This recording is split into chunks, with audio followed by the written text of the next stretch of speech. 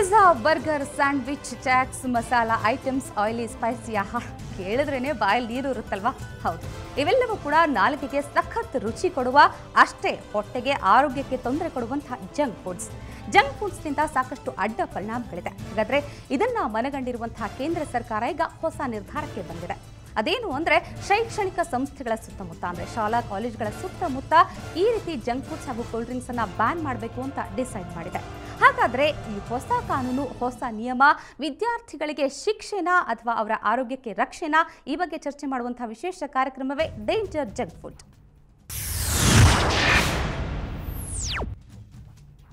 ಈ ರೀತಿ ಶಾಲಾ ಕಾಲೇಜುಗಳ ಬಳಿ ಜಂಕ್ ಫುಡ್ಸ್ ಅನ್ನ ನಿಷೇಧ ಮಾಡಬೇಕು ಅನ್ನೋ ಬೇಡಿಕೆ ಹಲವಾರು ದಿನಗಳಿಂದ ಇತ್ತು. ಅಷ್ಟೇ ಅಲ್ಲ, ಬೇರೆ ರಾಷ್ಟ್ರಗಳಲ್ಲೂ ಕೂಡ ಇದರ ಬಗ್ಗೆ ಈಗಾಗಲೇ ನಿರ್ಧಾರ ಕೈಗೊಂಡಾಗಿದೆ. ಸಾಕಷ್ಟು ಕಡೆ ಕೂಡ ಶಾಲಾ ಕಾಲೇಜುಗಳ ಬಳಿ ಈ ರೀತಿ ಜಂಕ್ ಫುಡ್ಸ್ಗಳನ್ನು, ಕೋಲ್ಡ್ ಡ್ರಿಂಕ್ಸ್ಗಳನ್ನು ಬ್ಯಾನ್ ಮಾಡಿಯಾಗಿದೆ. ಆದರೆ ಈ ಹಿಂದೆ ಕೂಡ ದೆಹಲಿ ಹೈಕೋರ್ಟ್ನಲ್ಲಿ ಸಾರ್ವಜನಿಕ ಹಿತಾಸಕ್ತಿ ಅರ್ಜಿಯೊಂದು ಕೂಡ NGO ಇಂದ ಸಲ್ಲಿಕೆಯಾಗಿತ್ತು. ಇದನ್ನ ಮನಗಂಡ ಕೇಂದ್ರ ಸರ್ಕಾರ ಈಗ ಈ ನಿರ್ಧಾರಕ್ಕೆ ಮುಂದಾಗಿದೆ. ಹಾಗಾದ್ರೆ ಈ ಜಂಕ್ ಫುಡ್ ಕುರಿತಾದ ಏನೆಲ್ಲ ಊಹಾಪೋಹಗಳಿದೆ, ಇದರ ಬಗ್ಗೆ ಈಗ ಯಾವ ರೀತಿ ಕೇಂದ್ರ ಸರ್ಕಾರ ನಿರ್ಧಾರ ಕೈಗೊಂಡಿದೆ, ಬನ್ನಿ ನೋಡೋಣ ಒಂದು ವರದಿಯನ್ನ.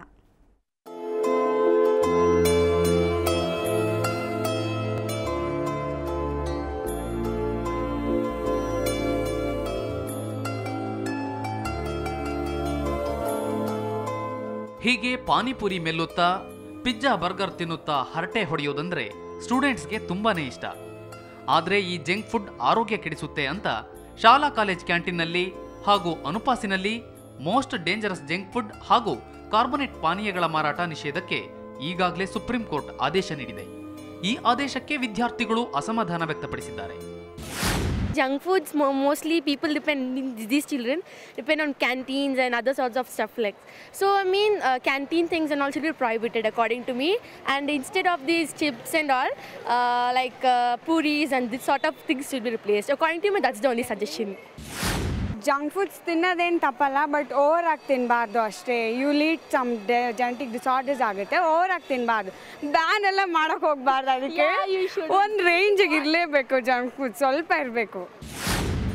ಈ ಬಗ್ಗೆ ಅಧ್ಯಾಪಕರನ್ನ ಕೇಳಿದ್ರೆ ಜಂಕ್ ಫುಡ್ ಆರೋಗ್ಯಕ್ಕೆ ಒಳ್ಳೆಯದಲ್ಲ, ಸುಪ್ರೀಂ ಕೋರ್ಟ್ ಆದೇಶ ಸರಿ ಅಂತಾರೆ. ಸರ್ಕಾರ ತಗೊಂಡಿರ್ತಕ್ಕಂಥ ಈ ನಿರ್ಧಾರ ಅತ್ಯಂತ ಸ್ವಾಗತಾರ್ಹವಾಗಿದೆ. ಯಾಕಂತೇಳಿದ್ರೆ ಸುಮಾರು ಜನ ನಾನು ನೋಡಿರೋ ಹಾಗೆ ಬೆಳಗ್ಗೆ ಏನೂ ತಿಂದಿರ ಇಲ್ಲಿ ಬಂದು ಆ ಜಂಕ್ ಫುಡ್ಸ್ಗಳನ್ನ ತಿಂದು ಆರೋಗ್ಯ ಕೆಡಿಸ್ಕೊಳ್ತಾರೆ. ಕ್ಲಾಸ್ ರೂಮ್ನಲ್ಲೂ ಕಾನ್ಸಂಟ್ರೇಷನ್ ಇರಲ್ಲ. ಆದರೆ ಜಂಕ್ ಫುಡ್ಗೆ ಬ್ರೇಕ್ ಬಿದ್ದಿರೋದು, ಎಲ್ಲರಿಗಿಂತ ತಲೆನೋವಾಗಿರೋದು ವ್ಯಾಪಾರಿಗಳಿಗೆ. ಸ್ಟೂಡೆಂಟಿಗೆ ಬೇಕಾಗಿರೋದೇ ಅದು. ಇನ್ನೇನು ಕೊಡೋಕ್ಕಾಯ್ತದೆ? ಈಗ ಅರ್ಜೆಂಟಲ್ಲಿ ಬ್ರೇಕ್ ಇರ್ತದೆ, 40 ಮಿನಿಟ್ಸ್ ಬ್ರೇಕ್ ಇರುತ್ತೆ. ಬೇಕು ಅಂದರೆ ಅದೇ ಕೊಡಬೇಕೀಗ. ಅಷ್ಟರಿಂದ ಇನ್ಯಾವುದು ಬೇರೆ ಕೊಡೋಕ್ಕಲ್ಲ.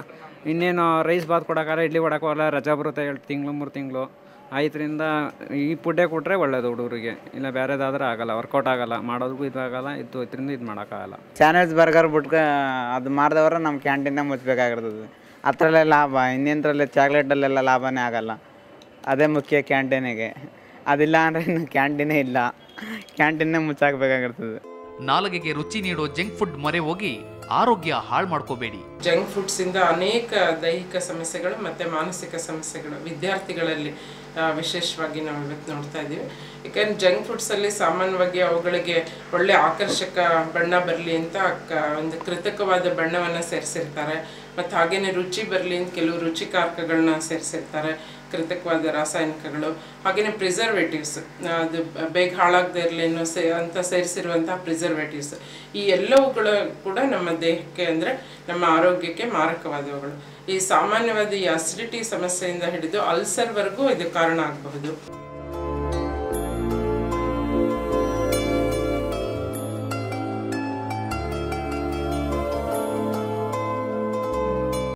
ಪವಿತ್ರ ಶೆಟ್ಟಿ, ಸುವರ್ಣ ನ್ಯೂಸ್ 24/7 ಬೆಂಗಳೂರು. ಈ ರೀತಿ ಜಂಕ್ ಫುಡ್ಸ್ ಅನ್ನ ನಿಷೇಧ ಮಾಡೋದ್ರಿಂದ ವಿದ್ಯಾರ್ಥಿಗಳಿಗೆ ಸಂಕಷ್ಟ, ಹೋಟೆಲ್ ವ್ಯಾಪಾರಿಗಳಿಗೂ ನಷ್ಟ. ಆದರೆ ಆರೋಗ್ಯಕ್ಕೆ ಮಾತ್ರ ಇದು ಇಷ್ಟ. ಹೀಗಾಗಿ ಈ ಬಗ್ಗೆ ಚರ್ಚೆ ಮಾಡೋದಕ್ಕೆ ನಮ್ಮ ಜೊತೆ ಇವತ್ತು ಹಲವಾರು ಗಣ್ಯರಿದ್ದಾರೆ. ಮೊದಲಿಗೆ ನಾನು ಬಲಗಡೆ 3 ಗಣ್ಯರು ಕೂತಿದ್ದಾರೆ. ಮೊದಲಿಗೆ ಡಾಕ್ಟರ್ ವೀಣಾ ಭಟ್ ಅಂತ ಸೀನಿಯರ್ ನ್ಯೂಟ್ರಿಷನಿಸ್ಟ್, ಇವರು ಆಹಾರ ತಜ್ಞರು. ಜೊತೆಗೆ ಪೋಷಕರ ಪ್ರತಿನಿಧಿಯಾಗಿ ಚಂದ್ರಿಕಾ ಪಾಟೀಲ್ ಅವರಿದ್ದಾರೆ. ಜೊತೆಗೆ ಶೈಕ್ಷಣಿಕ ಸಂಸ್ಥೆಯ ಪ್ರತಿನಿಧಿಯಾಗಿ ಜೈನ್ ಕಾಲೇಜಿನ ಪ್ರಿನ್ಸಿಪಾಲ್ ಆಗಿರುವಂತಹ ಡಾಕ್ಟರ್ ಮೈಥಿಲಿ ರಾವ್ ಅವರಿದ್ದಾರೆ. ಮೂವರಿಗೂ ಕೂಡ ಕಾರ್ಯಕ್ರಮಕ್ಕೆ ಸ್ವಾಗತ.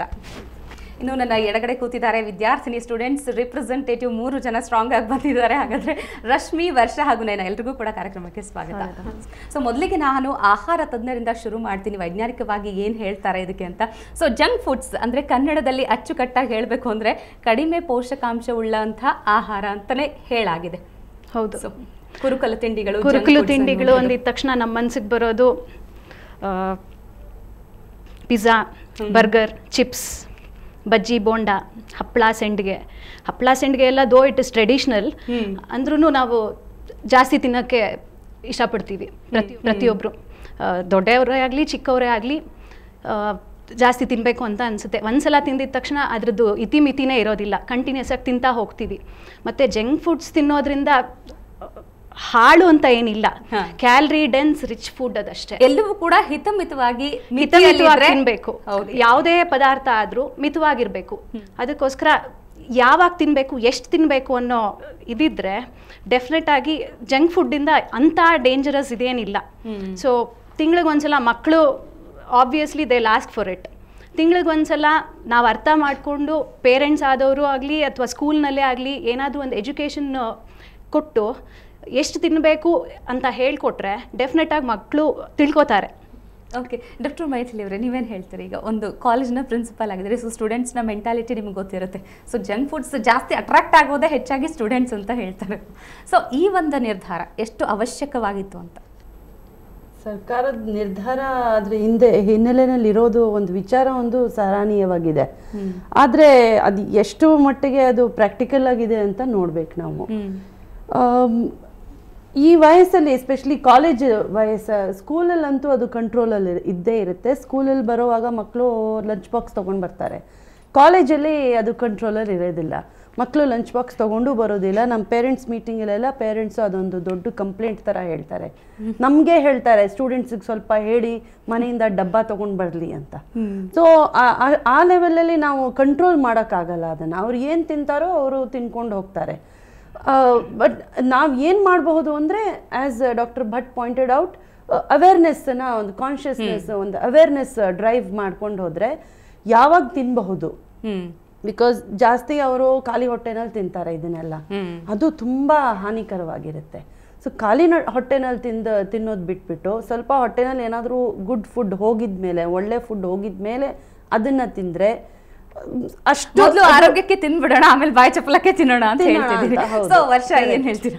ಸೊ ಸ್ಟೂಡೆಂಟ್ಸ್ ಆಗಿ ಈ ರೀತಿ ಬ್ಯಾನ್ ಮಾಡೋದು ಆದ್ರೆ ಶಿಕ್ಷೆನಾ ಇದು? ಹೌದು, ಶಿಕ್ಷೆನೇ ಒಂಥರ. ಯಾಕಂದರೆ ಕಂಪ್ಲೀಟ್ಲಿ ಬ್ಯಾನ್ ಮಾಡಬಾರ್ದು. ಬಿಕಾಸ್ ಜಂಕ್ ಫುಡ್ ಅಷ್ಟೇನು ಹಾನಿಯಾಗೂ ಇರಲ್ಲ ನಮಗೆ. ಬಿಕಾಸ್ ಇವಾಗ ಸಬ್ಸ್ಟಿಟ್ಯೂಟ್ಸು ಮಾಡ್ತಿದ್ದಾರೆ ಜಂಕ್ ಫುಡ್ಸಲ್ಲಿ. ಸೊ ನಮ್ಗೆ ಲಿಮಿಟ್ಸ್ ಇರಬೇಕು. ನಾವು ಎಷ್ಟು ತಿನ್ನಬೇಕು ಅಂತ ನಮಗೆ ಗೊತ್ತಿರಬೇಕು. May be not very often, but ಒಂದು ವಾರದಲ್ಲಿ ಓಕೆ 1 ದಿವಸ 2 ದಿವಸ ತಿಂದರೆ ಸಾಕು ಅನ್ಸುತ್ತೆ. ಸೊ ಅಷ್ಟು ಒಕೇಶನಲ್ ಜಂಕ್ ಫುಡ್ಡನ್ನು ಸಹಿಸ್ಕೊಳ್ಳೋಕೆ ಸ್ಟೆಮಿನಾ ಇರುತ್ತೆ. ಹೌದು. ಸೊ ರಶ್ಮಿ ಏನು ಹೇಳ್ತೀರಿ? ಇವಾಗ ಚಿಕ್ಕ ಮಕ್ಳು ಅಳ್ತಾರೆ, ಅವಾಗ ಪೇರೆಂಟ್ಸ್ ಆದವ್ರು ಏನು ಮಾಡ್ತಾರೆ, ಒಂದು ಚಾಕ್ಲೇಟ್ ಕೊಡಿಸ್ತಾರೆ, ಇಲ್ಲ ಲೇಸು ಕುರ್ಕುರೆ ಕೊಡಿಸಿದ್ರೆ ಅಳು ನಿಲ್ಲತ್ತೆ ಅಂತ ಹೇಳ್ಬಿಟ್ಟು ಅವ್ರಿಗೆ ಸಮಾಧಾನ ಮಾಡ್ಬೋದು. ಆ ಥರ ಸರಳವಾದ ಮಾರ್ಗ ನೀಡ್ತಾರೆ. ಒಂದು ರೀತಿಯಲ್ಲಿ ಏನು ಕಾರಣ ಅಂದರೆ ಅಪ್ಪ ಅಮ್ಮನೇ ಇದಕ್ಕೆ ಕಾರಣ ಅಂತ ಹೇಳ್ಬೋದು. ಇರಿ ಒಂದು ನಿಮಿಷ, ಅಮ್ಮನ ಮೇಲೆ ಕಾರಣ ಮಾಡ್ತಿದ್ದಾರೆ. ಸೊ ಪೋಷಕರ ಪ್ರತಿನಿಧಿಯಾಗಿ ಇಲ್ಲಿದ್ದಾರೆ ಚಂದ್ರಿಕಾ ಪಾಟೀಲ್ ಅವರು. ಸೊ ನೀವೇನು ಹೇಳ್ತೀರಿ? ಎಲ್ಲ ಅಮ್ಮ ಅಪ್ಪನೇ ಮೊದಲು ತಿನ್ನಿಸ್ಬಿಡೋದು ಅಂತ ಹೇಳ್ತಿದ್ದಾರೆ. ಹೌದೌದು, ಕೆಲವೊಮ್ಮೆ ಇರ್ಬೋದು ಮಗುನ ಅಳೋದನ್ನ ತಡೆಯೋಕ್ಕೋಸ್ಕರ ಅವರು ತಿನ್ನಿಸ್ಬೋದು. ಆದರೆ ತಾಯಿಗೆ ಗೊತ್ತಿರಬೇಕು ಏನು ತಿನ್ನಿಸ್ಬೇಕು ಅಂತ. ಸ್ವಲ್ಪ ಮನೆಯಿಂದ ಫುಡ್ ಯಾವಾಗಲೂ ಕೂಡ ಜೊತೆಲಿ ಇಟ್ಕೊಂಡೇ ಇರಬೇಕಾಗುತ್ತೆ. ಮಗು ಚಿಕ್ಕ ಒಂದು ವಯಸ್ಸಿಗೆ ಬರೋವರೆಗೂ ಕೂಡ ಮಗು ಹೊತ್ತಾಗ ಅಂತ ಒಂದು ಕಾನ್ಷಿಯಸ್ ಆಗಿ ಅದನ್ನ ಇಟ್ಕೊಂಡು ಕೊಡಬೇಕಾಗುತ್ತೆ. ಆ ರೀತಿ ಬೆಳೆಸ್ಬೇಕಾಗುತ್ತೆ. ನಾವು ಎಲ್ಲ ಹಂತದಲ್ಲೂ ಅಂಗಡಿ ಮುಂದೆ ನಿಲ್ಸ್ಕೊಂಡು ಇದು ಬೇಕಾ ಅಂತ ಕೇಳಬಾರ್ದು ಯಾವಾಗಲೂ ಮಕ್ಕಳಿಗೆ. ಅದನ್ನೇ ಒಂದು ಹ್ಯಾಬಿಟ್ ಮಾಡ್ಕೊಂಡ್ಬಿಡ್ತಾರೆ. But easily available chocolates, biscuits ಅದನ್ನ ಇಟ್ಕೊಂಡ್ಬಿಟ್ರೆ ಸಾಕಪ್ಪ ಅಂತ. ಮನೆಯಲ್ಲೇ ಬೇರೆ ರೀತಿ ಪದಾರ್ಥಗಳು ಮಾಡ್ಬೋದು. ಈಗ ರವೆ ಉಂಡೆ, ಅಂಟಿನ ಉಂಡೆ, ಲೇಟೆಸ್ಟ್ ಆಗಿ ಡ್ರೈ ಫ್ರೂಟ್ ಲಾಡು ಅಂತ ಕರೀತಾರೆ, ಅದನ್ನೆಲ್ಲ ಮನೆಯಲ್ಲೇ ಮಾಡ್ಬೋದು. ಪಾಯಸ, ಡಿಫ್ರೆಂಟ್ ವೆರೈಟೀಸ್ ಆಫ್ ಪಾಯಸ ಮಾಡ್ಬೋದು. ಬೇಳೆಗಳ ಪಾಯಸ ಮಾಡ್ಬೋದು, ಶಾವಿಗೆ ಪಾಯಸ ಮಾಡ್ಬೋದು, ವಿಚ್ ಇಸ್ ಹೆಲ್ದಿ. ಅದೆಲ್ಲ ಮಾಡಿ ಮಕ್ಳಿಗೆ ಕೊಟ್ರೆ ಡೆಫಿನೆಟ್ ಆಗಿ I think they will not go for it. So Nayana ಏನು ಹೇಳ್ತೀರಿ ನೀವು? ಆ್ಯಕ್ಚುಲಿ ಇದು ಬ್ಯಾನ್ ಮಾಡೋದು ಒಳ್ಳೇದೇ ಅನಿಸುತ್ತೆ. ಈಗ ಪೇರೆಂಟ್ಸು ನಮಗೂ ಈಗ ಕಾಲೇಜ್ ಲೆವೆಲಲ್ಲಿ ಇದ್ದೀವಿ, ನಮಗೂ ಬಾಕ್ಸ್ ತೊಗೊಂಡು ಬರ್ತೀವಿ. ಹಾಗಂತ ಹೇಳ್ಬಿಟ್ಟು ಬಾಕ್ಸ್ನು ಆ್ಯಕ್ಚುಲಿ ಇಂಡಿಯಾದಲ್ಲಿ ಒಂದು ಕಲ್ಚರ್ ಏನಂದರೆ ಇವತ್ತಿನ ಅಡುಗೆ ಮಾಡಿ ಇವತ್ತು ತಿನ್ನಬೇಕು ಅಂತ. ಅದು ಬಿಟ್ಬಿಟ್ಟು ಅಮ್ಮ ಅಪ್ಪ ಮಕ್ಳುಗಳ ಒಂದು ಆರೋಗ್ಯ ದೃಷ್ಟಿಯಿಂದ ಬಾಕ್ಸ್ ಕೊಟ್ಟು ಕಳಿಸ್ತಾರೆ. ಅದು ಬಿಟ್ಬಿಟ್ಟು ನಾವು ಹೊರಗಡೆ ಜಂಕ್ ಫುಡ್ ತಿನ್ನೋದ್ರಿಂದ ಈಗ ಎಷ್ಟೋ ಪ್ರಾಬ್ಲಮ್ಸ್ ಬರ್ತಾ ಇದೆ. ಅಂದರೆ ಓವರ್ ವೆಯ್ಟು, ಆಲ್ಮೋಸ್ಟ್ ಅಲ್ಲಿ ಕಾಲೇಜ್ ಸ್ಟೂಡೆಂಟ್ಸು ಇಲ್ಲ ಇರ್ಬೋದು, ಸ್ಕೂಲ್ ಸ್ಟೂಡೆಂಟ್ಸ್ ನೋಡ್ಬೇಕು, ಎಲ್ಲರೂ ವೆಯ್ಟಲ್ಲೇ ಓವರ್ ವೆಯ್ಟ್ ಆಗಿರ್ತಾರೆ. ಸೊ ಇದನ್ನ ಅವಾಯ್ಡ್ ಮಾಡ್ಬೋದು ಇದು ಬ್ಯಾನ್ ಮಾಡೋದ್ರಿಂದ. ಅದು ಅಲ್ಲದೆ ಎಷ್ಟು ಈಗ ಬರ್ಗರ್ ಇರ್ಬೋದು, ಅದ್ರಲ್ಲಂತೂ ಕಂಟ್ರೋಲ್ ಮಾಡಕ್ಕಾಗಲ್ಲ, ಬ್ಯಾನ್ ಮಾಡಿದ್ರೆ ಓಕೆ ಕಂಟ್ರೋಲ್ ಮಾಡ್ಬೋದು. ಯಾಕಂದ್ರೆ ಬರ್ಗರ್ ಅಲ್ಲಿ ನೋಡ್ಬೋದು ನೀವು ಚೀಸ್ ಅಂತ ಯೂಸ್ ಮಾಡ್ತಾರಲ್ಲ, ತುಂಬಾ ಕ್ಯಾಲೋರಿ ಇರೋ ಅಂತ ವಸ್ತು. ಅದರಿಂದ ಹೆಲ್ತಿಗೆ ಇನ್ನೂ ಪ್ರಾಬ್ಲಮ್ ಆಗುತ್ತೆ. ಓವರ್ ವೇಟ್ ಇಂದ ಹಾರ್ಟ್ ಅಟ್ಯಾಕ್ ಇದೆಲ್ಲ ಗೊತ್ತೇ ಇದೆ. ಇದೆಲ್ಲ ಅಂದ್ರೆ ಚಾನ್ಸಸ್ ಆಗೋ ಇರೋದ್ರಿಂದ ನಮ್ಗೆ ಬ್ಯಾನ್ ಮಾಡೋದೇ ಬೆಸ್ಟ್ ಅನ್ಸುತ್ತೆ. ಓಕೆ, ನೀವೆಲ್ಲರ ಜೊತೆ ಮತ್ತಷ್ಟು ಮಾತಾಡ್ತೇನೆ. ನಿಜಕ್ಕೂ ಜಂಕ್ ಫುಡ್ಸ್ನಿಂದ ಆಗುವಂತಹ ಅಡ್ಡ ಪರಿಣಾಮಗಳೇನು, ಹಾಗಾದ್ರೆ ಎಷ್ಟು ಲಿಮಿಟ್ ಅಲ್ಲಿ ಯಾವ ರೀತಿ ಕಂಟ್ರೋಲ್ಡ್ ಆಗಿ ಒಕೇಶನಲ್ ಆಗಿ ತಿನ್ನಬೇಕು, ಇದೆಲ್ಲದ್ರ ಬಗ್ಗೆ ಚರ್ಚೆ ಮಾಡ್ತೀವಿ ಸಣ್ಣ ಬ್ರೇಕ್ನ ನಂತರ.